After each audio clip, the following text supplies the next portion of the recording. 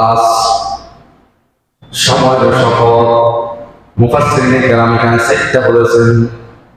1 number সময়ের শপথ, 2 number কালের শপথ, 3 নাম্বার হলো আপনার ইতিহাসের শপথ। বিভিন্ন কালে বিভিন্ন ঘটনা আছে না নাই? বিভিন্ন সময় অনেকগুলা ঘটনা ঘটেছে, এগুলোর শপথ।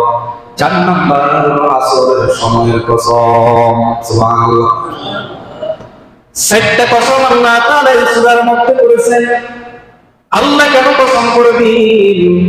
আল্লাহ যেই কথাটা বলেন সেটা তো কোনো কসমের প্রয়োজন নাই, কারণ আল্লাহ যেই কথাটা বলেন তার থেকে সত্য কথা বলতে বলার কেউ নাই।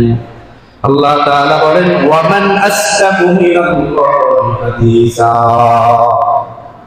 আমি আল্লাহ কথা দিয়া উত্তম বা সত্য কথাটা কে বলবে? আল্লাহর কথা হলো সর্বসত্য। তারপরেও আল্লাহ কেন কসম করেন?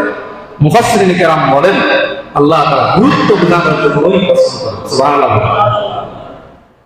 আর তৎকালীন জামানায় মানুষের কথাকে যখন তারা গ্রহণীয় করতে চাইতেন, গুরুত্ব বোঝানোর জন্য চাইতেন, তখন তারা কসম করতেন। কি করতেন? কসম করতেন।